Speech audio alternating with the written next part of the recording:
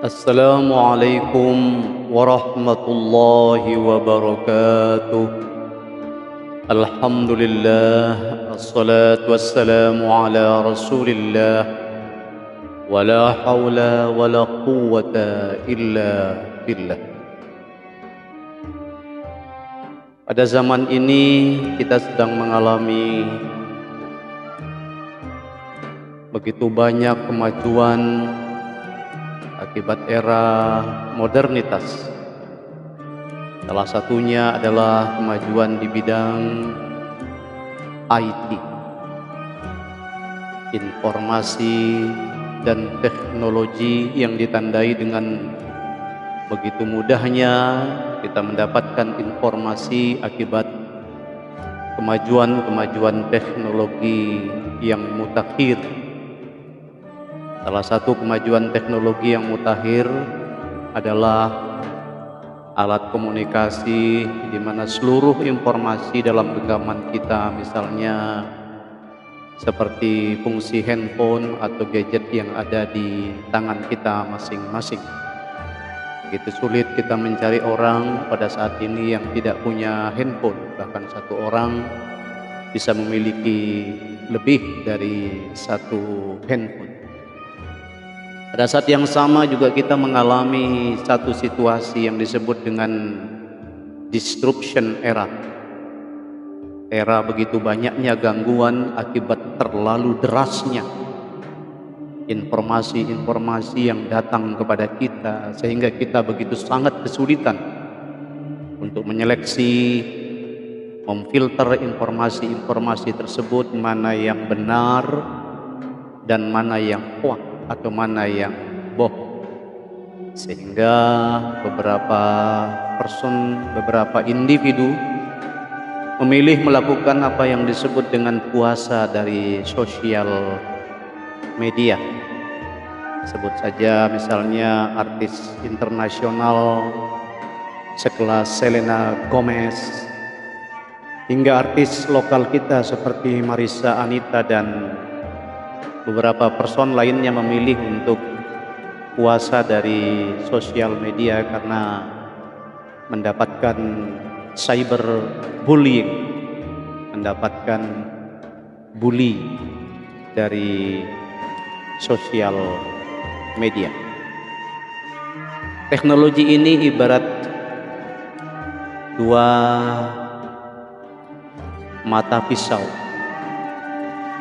Apabila kita menggunakannya di tempat yang tepat, maka pisau itu dapat memotong sayuran, mengupas bawang dan sebagainya. Namun apabila salah memakainya, bahkan dapat memotong tangan kita sendiri.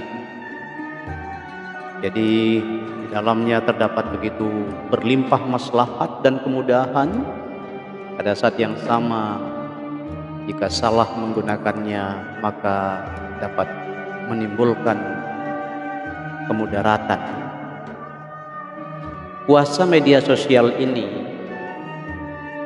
dalam beberapa kasus ada yang totality dari sosial media, tetapi sesungguhnya makna esensi daripada puasa media sosial adalah memutus koneksi digital tidak sepenuhnya.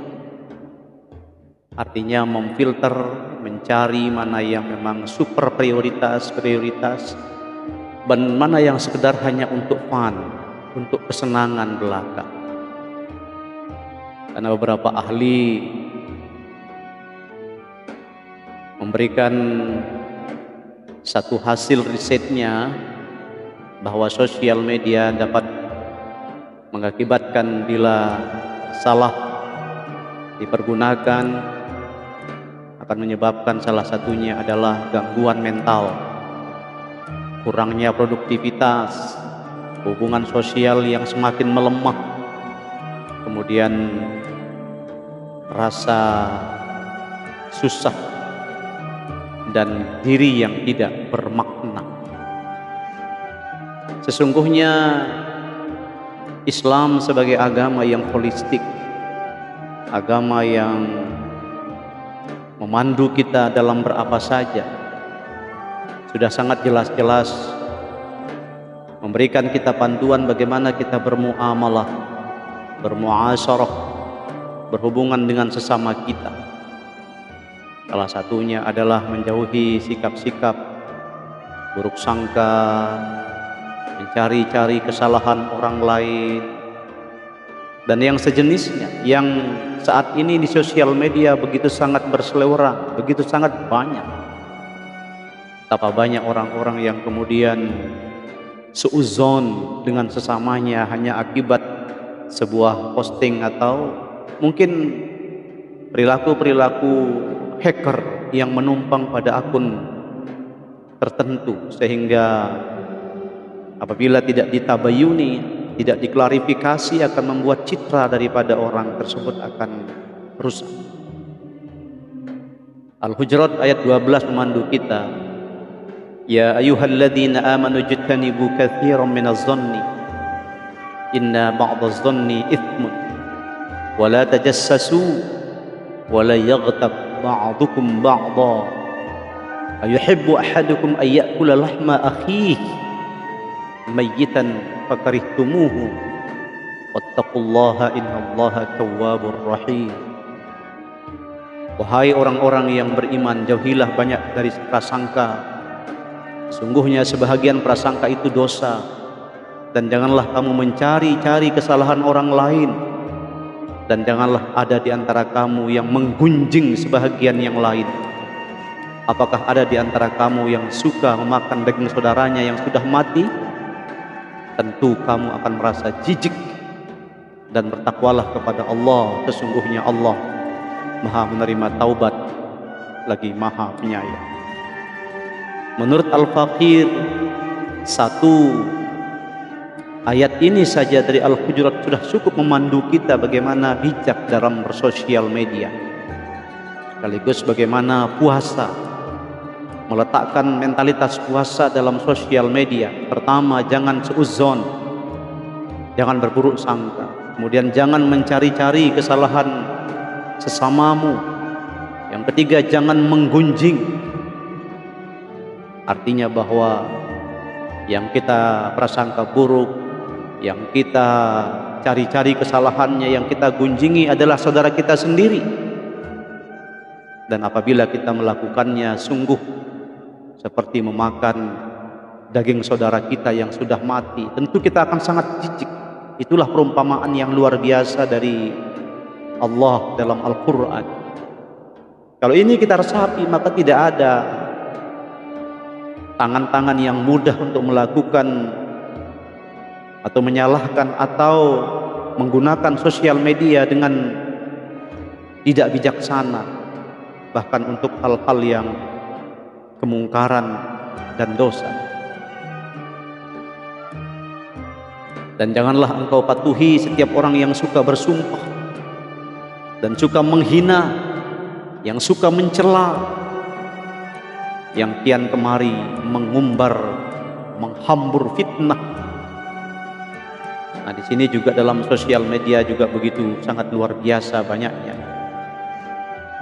Dalam surah Al-Qalam ayat 10 sampai 11, wala tuti' kulla khallafin muhin hammazim masyai lamim. Begitu banyak panduan-panduan kita dalam hablum minan nas, termasuk dalam bersosial media. Bukhari Muslim yang meriwayatkan sebuah hadis, la yadkhulul jannata nammamun, tidak masuk surga orang-orang yang mengadu domba. Perilaku adu domba juga begitu banyak di sosial media. Pada akhirnya la yadkhulul jannata qati'un, dan perilaku memutuskan tali silaturahmi juga begitu banyak di dalam sosial media. Ini semuanya membutuhkan kearifan kita dengan mentalitas puasa. Artinya sudah saatnya kita menggunakan media sosial dengan cara yang bijaksana, sehingga antara kehidupan digital dengan kehidupan manual kita menjadi seimbang. Kehidupan virtual kita dengan kehidupan nyata menjadi seimbang. Kehidupan kita di bumi dan kemudian kehidupan kita di cloud atau di awan juga menjadi seimbang. Inilah barangkali yang dimaksudkan dengan mentalitas puasa yang kemudian dipraktikkan di dalam bersosial media. Mudah-mudahan tangan kita terhindar dari perilaku-perilaku yang akan merusak nilai silaturahmi kita akibat tidak bijak di dalam bersosial media. Akhirnya izinkan Al-Faqir menyimpulkan dalam sebait pantun.